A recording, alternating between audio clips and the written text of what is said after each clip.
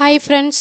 ஒரு 2 மந்த்ஸா தொடர்ந்து exam work அந்த மாரிலாம் இருந்ததுனால, என்னால வீடியோஸ் அப்படிங்கிறது பண்ண முடியல ரொம்ப. இது பார்த்தீங்க அப்படின்னா, ஒரு சப்ஸ்கிரைபர் நண்பர் இந்த டவுட் கேட்டிருந்தாங்க. ஸோ அது ரிலேட்டடா நம்ம பண்ணலாம் அப்படிங்கிறதுக்காக, இது ஒரு இம்பார்ட்டன்ட் டைட்டிலாவும் இருக்கிறனால, நம்ம இத பண்றோம். அதாவது பார்த்தீங்க அப்படின்னா, ட்ரேடுல ஏன் நமக்கு பயம் வருது அப்படின்னு பார்த்தோம்னா, இப்பதான் புதுசா நீங்க லேர்ன் பண்ணிட்டு ஒரு பிகினரா உள்ள வந்திருக்கீங்க. ஃபர்ஸ்ட் அந்த கேபிட்டலை வச்சு நீங்க பண்றதுக்கு ஒரு சின்ன ஃபியர் வருது அப்படிங்கிறது ஒரு டைப்பு. இன்னொரு டைப் பார்த்தீங்கன்னா, ஆல்ரெடி மார்க்கெட்ல என்ன பண்ணியிருப்பாங்கன்னா, நிறைய ட்ரேட் பண்ணி அவங்க கெப்பாசிட்டியை தாண்டி லாஸ் பண்ணிட்டு, ஸோ இப்போ ட்ரேடிங் அப்படின்னாலே பயமா இருக்கு. ஸோ இந்த இடத்துல நம்ம எடுக்குவோமா அப்படிங்கிறது நமக்கு பயமா இருக்கு அப்படிங்கிற ஒரு லெவலுக்கு என்ன பண்ணியிருப்பாங்கன்னா அவங்க வந்திருப்பாங்க. ஃபர்ஸ்ட் ட்ரேட் பண்ற ட்ரேடர் ஒரு விஷயத்த புரிஞ்சுக்கணும். ட்ரேடிங் அப்படின்னு வந்தீங்கன்னா நம்ம இந்த ஒரு பிளேஸ்ல ட்ரேட் எடுக்கிறோம் அப்படின்னா,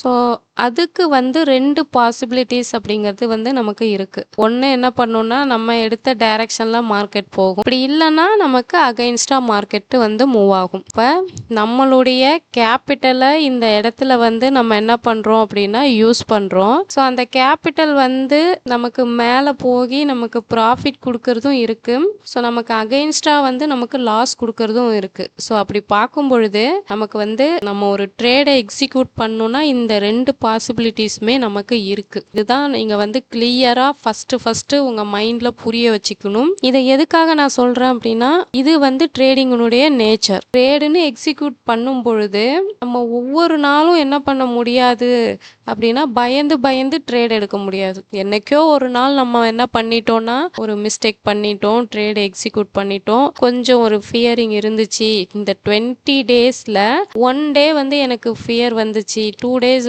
எனக்கு கொஞ்சம் பதட்டமா இருந்து ட்ரேட் பண்ணும் பொழுது அப்படின்னா நமக்கு ஓகே. ஸோ நான் டெய்லி பயந்து நம்ம ட்ரேட் எடுக்கணும் அப்படிங்கும் பொழுது நமக்கு என்ன ஆகுமோ அப்படிங்கிற அந்த ஒரு பதட்டத்திலேயே ஒரு டென்ஷன்லேயே நம்ம என்ன பண்ண முடியாதுன்னா ட்ரேட் பண்ண முடியாது. ஸோ அது நம்மளை நம்மளுடைய மென்டல் ஹெல்த்துக்கோ ஃபிசிக்கல் ஹெல்த்துக்கோ அது நல்லதே கிடையாது. அதனால ஸோ ஒரு சில விஷயங்கள் ஸோ அவங்களுக்கு நான் சொல்றேன். ஸோ அதை தெரிஞ்சுக்கிட்டு நீங்க கொஞ்சம் ஒரு நாலேஜோட ட்ரேட் பண்ணும் பொழுது தான், ஸோ அந்த ஒரு மெச்சூரிட்டி மைண்டோட ட்ரேட் பண்ணும் பொழுது தான் உங்களுக்கு இந்த மாதிரியான ஒரு டென்ஷன்ஸ் எடுத்துக்க முடியாது. இப்போ ஃபர்ஸ்ட் பாயிண்ட் பார்த்தீங்கன்னா, இந்த ட்ரேடிங்கினுடைய நேச்சர். ஓகேங்களா? ட்ரேடிங் அப்படின்னு நீங்க எடுத்துக்கிட்டாலே இதுல 2 பாசிபிலிட்டிஸ் இருக்குன்னு நான் சொல்லியிருக்கேன். ஸோ இது ரெண்டுத்துக்குமே நம்ம என்னவா இருக்கணும், ஒரு சைடு நமக்கு லாபம் வரவும் வாய்ப்பு இருக்கு, அப்படி இல்லைன்னா நம்ம கேபிட்டலை இழக்கிற ஒரு சுச்சுவேஷனுக்கும் நமக்கு அதுக்கான ஒரு பாசிபிலிட்டியும் இருக்குங்கிறத நல்லா மைண்ட்ல கிளியரா பதிய வச்சுக்கிட்டு நீங்க என்ன பண்ணணும் அப்படின்னா அதுக்கு தயாராகி ட்ரேடிங்க்கு வரணும்.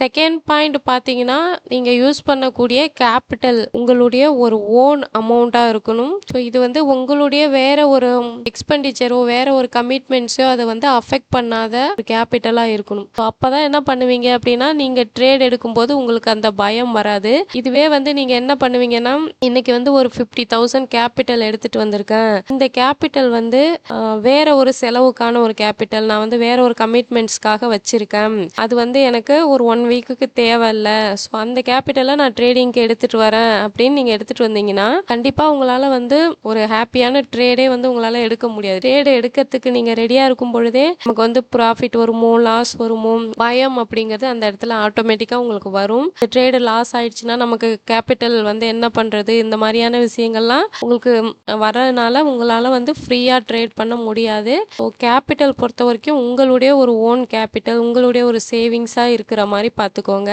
தேர்ட் பார்த்தீங்கன்னா, ஒரு ஸ்ட்ராட்டஜி. அதாவது நீங்க ட்ரேட் பண்றதுக்குன்னு ஒரு ஸ்ட்ராட்டஜியை வச்சுக்கோங்க. ஸோ அந்த ஸ்ட்ராட்டஜி ஃபார்ம் ஆனா மட்டும் நீங்க ட்ரேட் எடுங்க. கண்டிப்பா உங்களுக்கு ஃபியர் கொஞ்சம் குறையும். ஸோ நீங்க எந்த ஒரு ஸ்ட்ராட்டஜியும் ஃபாலோ பண்ணாம பிளைண்டா நான் நினைச்ச இடத்துல ட்ரேட் எடுத்தேன், மேலே போற மாதிரி தெரிஞ்சுக்கின்னு எடுத்தேன், கீழே வர மாதிரி தெரிஞ்சுக்கின்னு எடுத்தேன் அப்படின்னு எடுத்தீங்கன்னா கண்டிப்பா உங்களுக்கு அந்த டென்ஷன் ஃபியர் அப்படிங்கிறது அதிகமாவே இருக்கும். நெக்ஸ்ட் பார்த்தீங்க அப்படின்னா ரிஸ்க்கு. இந்த ரிஸ்க் பொறுத்த வரைக்கும் நமக்கு ரிஸ்க் அப்படிங்கிறது என்னங்கிறது கண்டிப்பாக தெரிஞ்சிருக்கணும். அப்போ நமக்கு அகெயின்ஸ்டாக போகும்பொழுது நம்மளால் எவ்வளோ தாங்க முடியும் அப்படிங்கிறது தான் என்னன்னா இந்த ரிஸ்க்கு. ஸோ என்னால் வந்து இன்னைக்கு இவ்வளோ 2000 வந்தால் நான் ஓகே, நான் என்னால் வந்து அதை அக்செப்ட் பண்ணிக்க முடியும் அப்படின்னா, ஸோ அந்த லெவல் தான் உங்களுடைய ரிஸ்க்காக இருக்கணும். நீங்கள் என்னன்னே தெரியாமல் இருந்தீங்கன்னா 10,000 போனாலும் நீங்கள் என்ன பண்ணுவீங்க, தொடர்ந்து வெயிட் பண்ணுவீங்க. ஃபுல் கேபிட்டலாக இருந்தாலும் நீங்கள் வெயிட் பண்ணுவீங்க.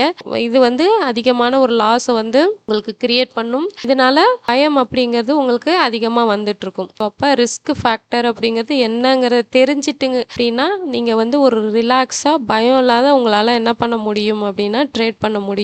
நெக்ஸ்ட் பாயிண்ட் பார்த்தீங்கன்னா பொசிஷன் சைஸ். நம்ம என்ன பண்ணுவோம் அப்படின்னா எப்போதும் 2 லாட் தான் நம்ம எடுத்து ட்ரேட் பண்ணுவோம் அப்படின்னா எப்போதுமே அதையே வச்சு பண்ணும் பொழுது உங்களுக்கு வந்து பயம் அப்படிங்கிறது வராது. நீங்க என்ன பண்ணுவீங்க அப்படின்னா சம்டைம்ஸ் வந்து அன்னைக்குன்னு பார்த்து நான் வந்து 10 லாட் எடுத்துட்டேன், ஸோ 2 லாட்டுக்கு வந்து நான் 2000 லாஸ் வச்சிருக்கேன்னா இப்போ 10 லாட்டுக்கு உங்களுக்கு 10,000 வந்து என்ன ஆகும், லாஸ் ஆகும். ஸோ அப்போ உங்களுடைய பொசிஷன் சைஸை வந்து திடீர்னு இன்க்ரீஸ் பண்றீங்க அப்படின்னா ஸோ உங்களுக்கு இது வந்து ஒரு மிகப்பெரிய ஃபியரா இருக்கும் ட்ரேட் பண்ணும் பொழுது. லாஸ்ட் இம்பார்ட்டன்ட் ஒன் பாயிண்ட் என்ன அப்படின்னா உங்க ஸ்ட்ராட்டஜி ஃபார்ம் ஆனாலும் நீங்க பொசிஷன் சைஸ் என்ன மெயின்டைன் பண்ணாலும் ரிஸ்க் என்ன மெயின்டைன் பண்ணாலும் மார்க்கெட்ல நீங்க எவ்வளோ விஷயங்கள் தெரிஞ்சு வச்சிட்டாலும் நீங்க ஒரு விஷயத்த அதை உங்களுடைய நாலேஜ் எல்லாம் வச்சு ப்ரிடிக்ட் பண்ணதுக்கு அப்புறம் ஸோ அந்த கன்ஃபர்மேஷன் அப்படிங்கிறது தான் முக்கியம். நீங்க மார்க்கெட்டை எப்படி வேணாலும் ப்ரிடிக்ட் பண்ணி வச்சுட்டு அதுக்கான கன்ஃபர்மேஷன் கிடைச்சதுக்கு அப்புறம் ட்ரேட் எடுங்க. உங்களுக்கு கண்டிப்பா